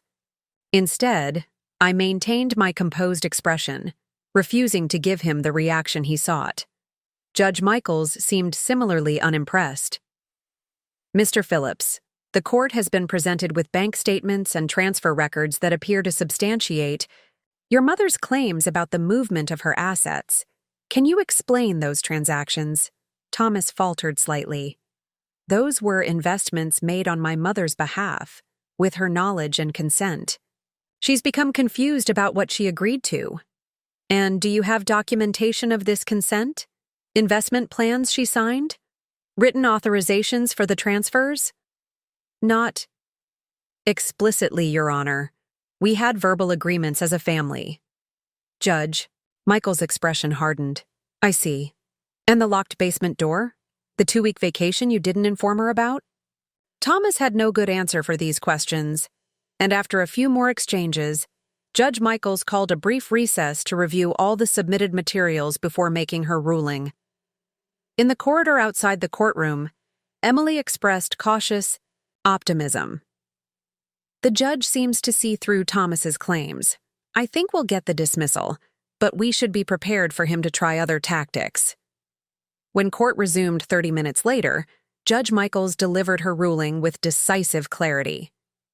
"Having reviewed all submitted evidence and heard from both parties, I am dismissing Mr. Phillips' petition with prejudice. The medical evaluations of Mrs. Phillips show no evidence whatsoever of cognitive impairment or diminished capacity. Furthermore, the financial records and police reports suggest a pattern of exploitation rather than protection." She fixed Thomas with a stern gaze. "Mr. Phillips, this court views your petition with significant skepticism given the timing and circumstances. You are ordered to pay all costs associated with the medical evaluations your petition necessitated." Turning to Emily, she continued, "The temporary protective order and asset freeze will remain in effect pending resolution of the associated criminal and civil matters. Additionally, I am ordering an expedited discovery process for the financial recovery case, given the concerning evidence of systematic exploitation." As we left the courtroom, I felt a complex mixture of vindication and sorrow. I had prevailed in this first legal battle, but the victory brought little joy. My relationship with my son was irrevocably damaged. The trust built over decades had been shattered in ways that could never be fully repaired. Thomas and his attorney left quickly, avoiding further interaction with us. As they disappeared down the corridor, I found myself wondering if Thomas felt any genuine remorse or if his only regret was getting caught. "This is just the beginning," Emily cautioned as we walked to her car. "The criminal investigation is ongoing, and the civil case to recover your assets will take time. But today was an important victory. The court officially recognized your competence and saw through Thomas's attempts to discredit you." Over the next several weeks, the legal processes advanced on multiple fronts. Patricia Gaines continued tracking my money through Thomas's complicated web of transfers, ultimately locating approximately $345,000 of my original assets. Detective Harris completed her investigation, and the district attorney filed criminal charges against Thomas for financial elder abuse, false imprisonment, and fraud. Vanessa, in a move that surprised no one, agreed to cooperate with prosecutors in exchange for immunity. Her statement revealed that the exploitation had been even more calculated than I'd realized. Thomas started planning this over a year ago, Emily told me after reviewing Vanessa's testimony. He deliberately created financial problems in their construction business to justify asking for your help, then used that as the entry point to suggest selling your house. And Vanessa went along with all of it? I asked, still struggling to understand how my daughter-in-law could have participated in such a scheme. According to her statement, she knew Thomas was managing your money aggressively, but claims she didn't know the full extent of his actions. She did admit to knowing about the basement door being locked, though she maintains it was Thomas's idea. Whether Vanessa was a willing participant or merely complicit through inaction, the result was the same. She had watched my independence, being systematically stripped away, and had done nothing to intervene. As the criminal case progressed, Thomas finally seemed to recognize the severity of his situation. His attorney approached Emily with a plea offer. Thomas would plead guilty to reduced charges and agree to full financial restitution in exchange for a sentence of probation rather than prison time. Emily brought the offer to me with clear reservations. "You're not obligated to accept this, Margaret. The evidence against Thomas is strong, and the DA believes they can secure a conviction at trial with significant jail time." I considered this carefully. The prospect of my son in prison brought me no satisfaction, despite the magnitude of his betrayal. Yet I also recognized the importance of meaningful consequences. What would probation entail? I asked. Strict conditions, financial monitoring, community service, regular check-ins with a probation officer, mandatory counseling. He'd have a felony record, which would limit his employment opportunities and almost certainly end his career in financial services. But he wouldn't serve time in custody unless he violated the terms of his probation. And the restitution? Full repayment of all misappropriated funds, plus interest, and all legal and investigation costs. We'd structure it with secured assets, so he can't simply declare bankruptcy to avoid payment. I sat with this information, weighing justice against mercy, my personal hurt against broader considerations. "I need time to think about this," I finally said. That evening, in the quiet of the small apartment I had rented near Harriet's home, I reflected on what justice truly meant in this situation. Sending Thomas to prison would be the harshest consequence available. But would it be the most meaningful? Would it provide the best outcome not just for me, but for Emma and Jackson, who were innocent parties in their father's crimes? After much contemplation, I decided to accept the plea deal with one additional condition. Thomas would be required to make a full confession, not just to the court, but in a recorded statement that could be shared with other seniors as an educational tool. About financial exploitation, if others could learn from my experience, could recognize the warning signs I had missed, perhaps some meaning could be salvaged from this painful chapter. Emily presented my counteroffer, and after some negotiation, Thomas agreed to all terms. The plea hearing was scheduled for the following month. In the interim, I focused on rebuilding my life. With the recovered funds, I secured a comfortable one-bedroom apartment in a senior living community not far from Harriet's home. Sunrise Meadows offered the perfect balance of independence and community, with my own private space but shared amenities and social activities that helped combat the isolation I had experienced in Thomas's home. I reconnected with old friends from Maple Ridge, joined a new book club, and even began volunteering once a week at the local library, sharing my expertise with a new generation of information seekers. Each small step helped restore my sense of identity and purpose after months of having both systematically undermined. Perhaps most meaningfully, I established a relationship with Emma and Jackson independent of their parents. Karen, Thomas's ex-wife and the children's mother, had reached out after learning of the situation, expressing shock and offering to facilitate visits with the children if I wanted to maintain contact. "They miss you," she told me during our first cautious phone conversation. "They don't understand everything that's happened, but they know you're not living with their dad anymore, and they're worried about you." Our first meeting was at a neutral location, a park with a playground where the children could be comfortable. Karen stayed nearby but gave us space to talk privately. "Grandma, are you mad at Dad?" Emma asked directly, with the unfiltered curiosity of a 12-year-old. "I'm not mad," I answered carefully. "I'm disappointed by choices he made, and those choices have consequences. But that has nothing to do with how I feel about you and Jackson." "Are you going to be our grandma still?" Jackson asked, his 9-year-old face serious with concern. "Always," I assured him, pulling both children into a hug. Nothing could ever change that. Nothing. We established a routine of weekly visits, sometimes at the park, sometimes at Karen's home, occasionally at my new apartment when the children expressed interest in seeing where I lived now. These connections provided healing that no legal victory could match, a reminder that love persisted even amid painful fractures in the family structure. The day of Thomas's plea hearing arrived with a sense of finality. The courtroom was more crowded than for our previous appearance, with several reporters present due to the growing public interest in elder abuse cases. Thomas looked diminished somehow, his shoulders hunched, his expression resigned as he entered with his attorney.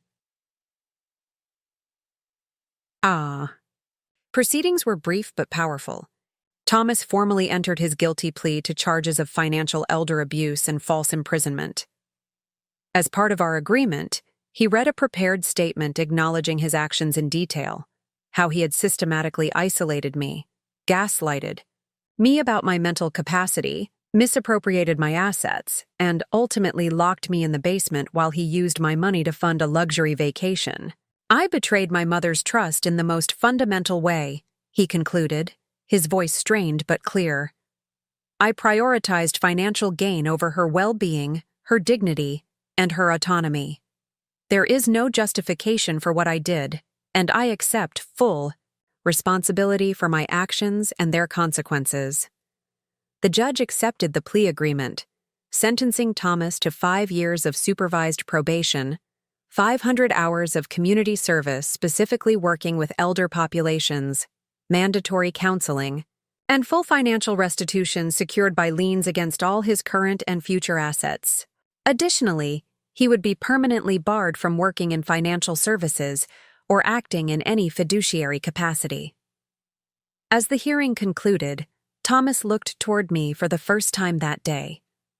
Our eyes met across the courtroom, and in his gaze, I finally saw what I had been hoping for, not just regret at being caught, but genuine remorse.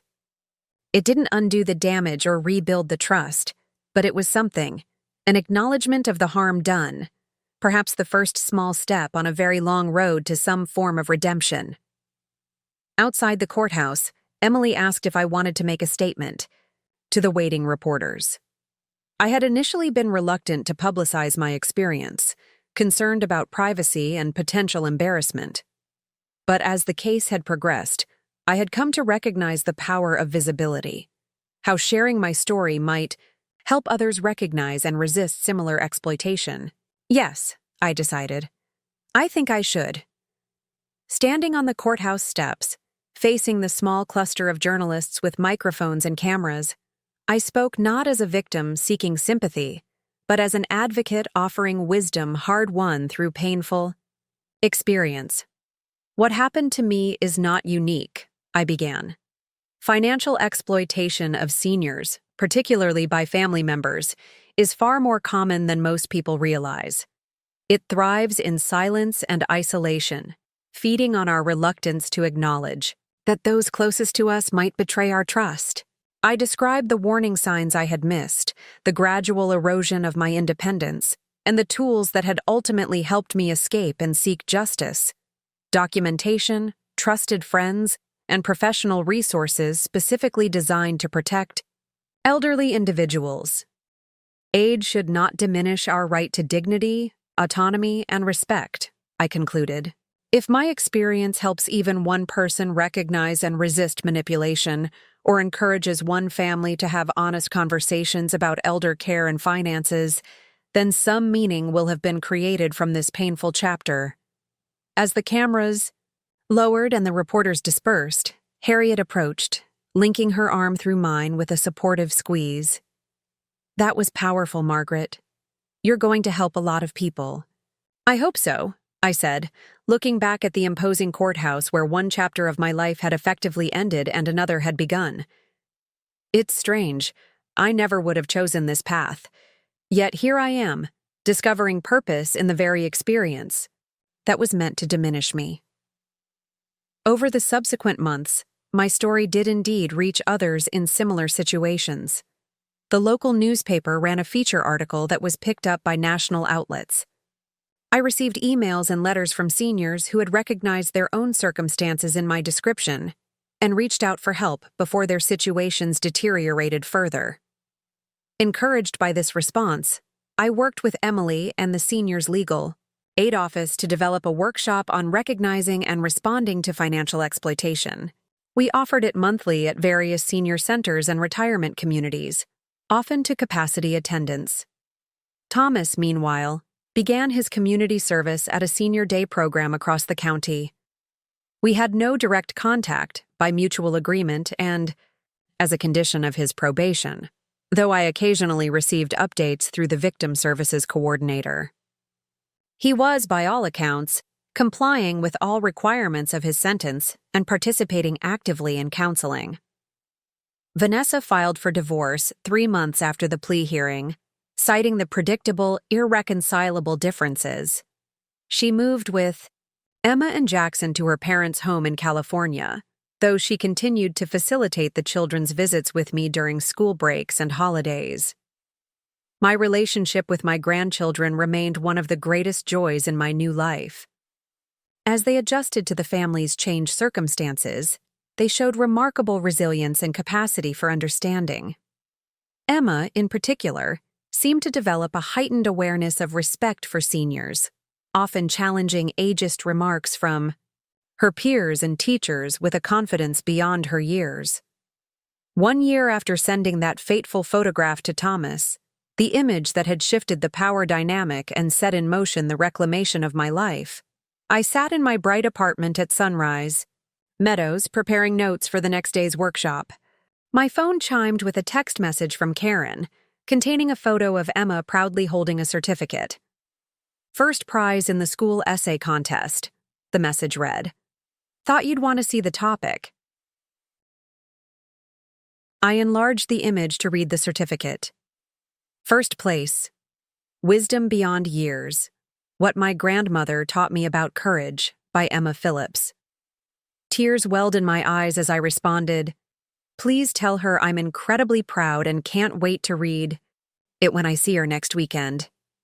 Setting down the phone, I gazed around my comfortable living space, the bookshelves lined with beloved volumes, the small desk where I now wrote articles for the Senior Center newsletter, the photographs of friends and family minus Thomas displayed on the walls.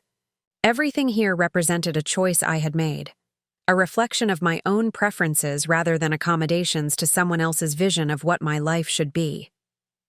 That terrible moment when I heard the deadbolt slide into place, trapping me in Thomas's basement, had seemed like an ending. In many ways it was the end of naive trust, of a cherished relationship as I had understood it, of one vision for my later years, but endings create space for beginnings. In the aftermath of betrayal, I had discovered resilience I didn't know I possessed, forged new connections that enriched my daily life, and found purpose in helping others navigate similar challenges. Thomas had locked me in a basement, believing he had rendered me powerless. But a single photograph, evidence of my awareness and determination, had shattered his illusion of control. That image had indeed ended it all, as the title of this video series suggested. But what it ended was not my story, but his ability to control it. It's been 2 years since that pivotal moment when I heard the deadbolt slide into place, locking me in Thomas's basement as he and his family departed for Hawaii. 2 years since I discovered the financial statements showing he had systematically drained away nearly $390,000 of my house sale money. 2 years since I sent that photograph that changed everything, me surrounded by legal professionals with the evidence of Thomas's betrayal spread before us. So much has changed in those 2 years, both externally in my circumstances and internally in how I view myself and my place in the world. Today, I want to share the final chapters of this story. Not just what happened with Thomas and the legal proceedings, but the unexpected gifts that emerged from what initially seemed like an irredeemable tragedy. When we left off in Part 3, Thomas had entered a guilty plea to charges of financial elder abuse and false imprisonment. The court had sentenced him to 5 years of supervised probation, 500 hours of community service working with elder populations, mandatory counseling, and full financial restitution. I had begun rebuilding my life in a senior living community, while maintaining relationships with my grandchildren and developing educational workshops about elder financial exploitation. That's where the visible story paused. But so much has unfolded since then, some of it painful, some of it healing, all of it part of the complex tapestry that life becomes when we live long enough to experience its full spectrum of possibilities. Let me begin with Thomas. Many of you have asked about our relationship, whether reconciliation was possible after such a profound betrayal. The answer is complicated, as human relationships always are. For the first year after the court proceedings, we had no direct contact. This was partly due to the protective order and conditions of his probation, but also a reflection of the depth of the breach in trust. I received occasional updates through the Victim Services Coordinator about his compliance with probation requirements and progress in counseling. 13 months after the sentencing, I received a letter, sent through his attorney and approved by his probation officer. It was the first direct communication from my son since that day in court when our eyes had met briefly across the courtroom. The letter was 10 pages long, handwritten in the precise, measured script I recognized from his childhood. It began simply, "Dear Mom, I don't know if you'll read this, and I wouldn't blame you if you chose not to, but I need to write it anyway." What followed was not the formulaic apology I might have expected, but a deep, painful excavation of his own actions, motivations, and gradual moral compromise. Thomas traced his path from financial pressure and entitlement to systemic deception and exploitation with unflinching clarity. "During those months when I was gradually taking control of your money and your independence," he wrote, "I told myself stories that justified each step, that I was protecting you, that I deserved the money after all I'd achieved in life, that the ends justified the means. My counselor calls this moral disengagement, the process by which we convince ourselves that ethical standards don't apply to our actions. I see now how completely I had disengaged from any moral compass where you were concerned." He described his shock when he saw the photograph I had sent, the moment he realized I had discovered his schemes and taken action. "It wasn't just that I'd been caught," he wrote. "It was seeing you there, surrounded by professionals, clearly in command of the situation. It shattered the fictional version of you I had created to justify my actions, the version where you were declining, confused, needing my protection. In that moment, I saw you as you truly are, strong, capable, and unwilling to be victimized. It forced me to see myself as I truly was, too. Not a protective son, but a calculated exploiter." The letter continued with specific acknowledgments of each harm he had caused, from the financial theft to the psychological manipulation to the profound betrayal of trust that had been the foundation of our relationship for 7 decades. The final pages, Thomas addressed the question of forgiveness directly. I am not writing to ask for your forgiveness.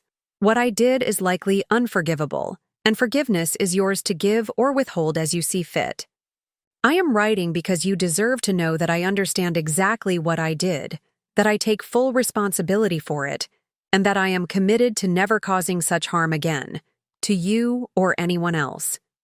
He concluded with news that he had completed a certification program in elder care ethics and was using his community service hours to develop financial literacy programs for seniors based on his insider knowledge of exploitation tactics. It's a small attempt to create something useful from the harm I've caused, he wrote. Not redemption, I don't expect that, but perhaps a way to prevent others from experiencing what I put you through. I read the letter several times over, the course of a week before deciding how to respond. The wounds were still raw, the breach of trust still profound. Yet I recognized in his words something authentic, not a bid for reconciliation or even forgiveness, but a genuine reckoning with his actions. After careful consideration, I wrote back with a brief note. Thomas, I've read your letter. Thank you for your honesty about what happened and why. I need more time, but I'm open to receiving updates about your work with elder financial literacy if you'd like to share them. It was a small opening, not a reconciliation, but an acknowledgement that healing might be possible, even if our relationship would never return to what it had been before. Over the next 6 months, Thomas sent occasional updates about his community service work, always respectful of my boundaries, never presuming a return to familial closeness. I responded with brief but increasingly engaged notes. The dam of silence had broken, allowing for the possibility of a new, different kind of relationship, built on hard-earned honesty rather than obligation or habit. On the 2nd anniversary of my escape from Thomas's basement, I agreed to meet him in person, at a public cafe, with Harriet nearby at another table as both support and protective presence. I was nervous, my hands trembling slightly as I arrived early and selected a table with a clear view of both entrances. Thomas arrived precisely on time, dressed simply in khakis and a button-down shirt rather than the expensive suits he had once favored. He had aged visibly in the 2 years since everything had happened.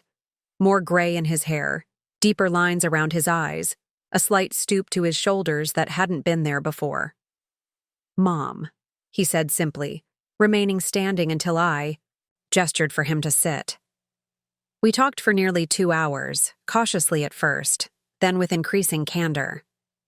Thomas spoke about his ongoing counseling, his divorce from Vanessa, now finalized, his strained but improving relationship with Emma and Jackson, and his work developing financial literacy programs for seniors. I shared selectively about my life at Sunrise Meadows, my volunteer work at the library, and the elder advocacy presentations I had been giving around the county. We were careful with each other, like people speaking across a divide that could never fully close but might, with time, become narrow enough to allow authentic communication. At the end of our meeting, as we prepared to leave, Thomas asked the question that had clearly been weighing on him. Do you think you'll ever be able to forgive me? I considered my answer carefully. Forgiveness isn't a single moment, Thomas. It's a process, and I'm still in the middle of it. I don't know if our relationship will ever heal completely. What you did caused harm that can't be undone. But I do see the work you're doing to understand why it happened and to prevent it from happening to others. That matters to me. He nodded, accepting this incomplete but honest answer. Thank you for meeting with me today. I'd like to see you. Again, if you're willing. No pressure, no expectations, just not being strangers anymore. I think I'd like that too, I said, surprising myself with the realization that it was true. Since that first meeting, we've established a careful rhythm of monthly get-togethers, sometimes just the two of us, occasionally including Emma and Jackson when they visit from California. We don't pretend that nothing happened, nor do we dwell exclusively on the past. We are building something new from the ashes of what was destroyed, something based on truth rather than the comfortable illusions that had characterized our relationship before. I don't know if I've fully forgiven Thomas, or if complete forgiveness is even possible after such a profound betrayal. But I have found a way to move forward that honors both the pain of what happened and the possibility of growth and change. It's not the relationship I once thought we had, but in some ways, it's more authentic than what came before. The legal aftermath of Thomas's actions continued to unfold alongside this tentative personal reconciliation. The restitution payments have been steady, with approximately 80% of my stolen assets now recovered. The remaining balance is secured by liens against Thomas's future earnings and assets, ensuring that the debt will eventually be paid in full. Vanessa, as part of her immunity agreement, surrendered her portion of the assets purchased with my money, including expensive jewelry and artwork they had acquired during the months of exploitation. These items were sold at auction, with the proceeds applied to my restitution. The criminal case became a catalyst for broader changes in our county's approach to elder exploitation. The district attorney, recognizing the increasing prevalence of such cases, established a specialized elder justice unit with dedicated prosecutors and investigators trained specifically in the unique challenges of these cases. I was invited to serve on the community advisory board for this new unit, offering the perspective of someone who had experienced exploitation firsthand. This role has been unexpectedly fulfilling, allowing me to transform my painful experience into systemic improvements that will help protect other seniors from similar abuse.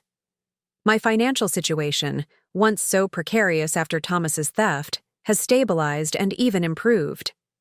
Between the recovered assets, my pension and Social Security, and modest income from the educational workshops I now conduct regularly, I live comfortably in my apartment at Sunrise Meadows. More importantly, I've regained complete control over my finances.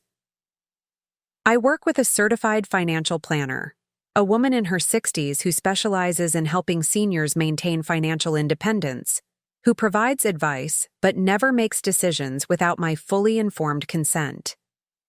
The contrast between this respectful professional relationship and Thomas's manipulative management of my money could not be more stark. Beyond the practical aspects of recovery, though, the most significant changes have been internal. The woman, who reluctantly agreed to sell her home and move in with her son, gradually surrendering independence and agency out of misplaced trust and maternal obligation, no longer exists. In her place stands someone more discerning, more confident in her own perceptions, and, paradoxically, more open to authentic connection, precisely because it is freely chosen rather than coerced by guilt or manipulation. My circle of relationships has expanded and deepened in ways I never anticipated when I was locked in that basement 2 years ago. Harriet remains my closest friend, our bond strengthened by the crucible of crisis we navigated together. We travel occasionally, weekend trips to coastal towns, a memorable journey to the Grand Canyon last spring, enjoying the freedom of movement and experience that had been systematically restricted during my time in Thomas's home. Other meaningful connections have emerged through my advocacy work. I've met remarkable people, both professionals devoted to elder justice and fellow survivors, with their own stories of exploitation and recovery.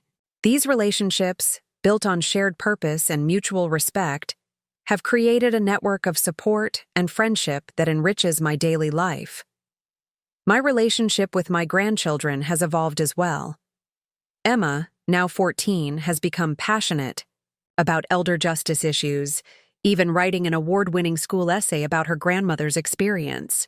Jackson, at 11, is less politically engaged but no less loving, frequently asking to spend weekends at my apartment where we bake cookies and play board games just as we did in my former home.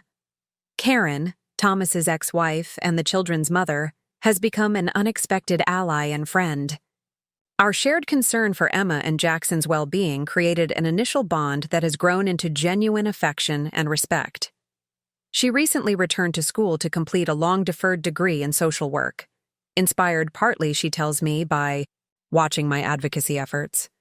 My sister June, who had been so effectively isolated from me during Thomas's manipulation, now visits from Arizona twice yearly. During her most recent stay, she confessed that she had sensed something was wrong when Thomas repeatedly intercepted her calls, but had hesitated to interfere in our relationship. "I'll never make that mistake again," she promised. "If something feels wrong, I'm going to trust that feeling." That sentiment, trusting one's own perceptions even when others attempt to undermine them, has become central to the educational workshops I conduct for seniors across the county. Titled, Trust Your Instincts, Recognizing and Resisting Financial Exploitation. These sessions combine my personal experience with practical strategies for maintaining financial independence and recognizing manipulation tactics. The workshops have proven so successful that I was recently approached by a publisher about developing them into a book, a project I've embraced with enthusiasm despite never having imagined myself as an author at 75. The manuscript is nearly complete, with publication scheduled for next spring. Life at Sunrise Meadows suits me perfectly. My apartment, though smaller than my former home, is filled with carefully chosen treasures. My mother's writing desk, favorite books, photographs of friends and family, a few pieces of art that bring me joy. I've made friends among the other residents, particularly a lively group of women who gather weekly for what we jokingly call Wisdom Wednesday, conversations about everything from politics to poetry, fueled by good coffee and occasional glasses of wine. I've even found myself cautiously open to romantic possibility, something I hadn't considered since being widowed 18 years ago. Walter Grayson, a retired history professor who moved to Sunrise Meadows last year, has become a regular companion for concerts, museum visits, and lengthy discussions about books we both love. Whether our friendship evolves into something more remains to be seen, but the simple fact that I can envision such a possibility speaks volumes about my renewed sense of life's potential. As I look back on the winding path that led from that locked basement door to the full, meaningful life I now enjoy, I'm struck by how completely Thomas's plans backfired. He had intended to diminish me, to reduce me to a confused, dependent shadow whose resources could be appropriated without resistance. Instead, his actions ultimately led to a version of myself more empowered, more connected, and more purposeful than I had been in years. This is not to suggest, of course, that I'm grateful for the trauma and betrayal. The pain was real and lasting, the breach of trust fundamental, the financial and emotional cost substantial. I would never choose such an experience, nor would I wish it on anyone else. Yet having survived it, having moved beyond mere survival to genuine thriving, I recognize that adversity, even when it comes from the most unexpected and painful sources, can catalyze growth and revelation when met with resilience and support. That single photograph I sent to Thomas as his plane landed in San Francisco, the image that ended it all, as this series title suggests, did indeed end his ability to control my narrative. But it also marked the beginning of a new chapter entirely of my own writing. If there's a message I hope you'll take from my story, it's this. No matter your age, no matter your circumstances, your voice matters. Your perceptions are valid. Your worth is inherent, and your story isn't finished as long as you're here to continue writing it. 2 years ago, I was locked in a basement by someone who believed my age made me disposable, manipulable, and ultimately erasable. Today, I stand before you not as a victim of exploitation, but as an advocate, an educator, a friend, a grandmother, a sister, and a woman who has discovered that life's final chapters may well be its most powerful and authentic. Thank you for accompanying me on this journey through all 4 parts of my story. The comments, questions, and shared experiences you've contributed have expanded this narrative beyond my individual experience into a collective exploration of vulnerability, resilience, and renewal. This concludes my particular story, but in a very real sense, The narrative continues. Through the lives touched by these videos, through the ongoing work of elder justice, and through each of us who chooses to recognize and honor the dignity and potential of every stage of life. Remember, you are never too old to begin again. You are never too old to reclaim your power. And you are certainly never too old to send the photograph that changes everything.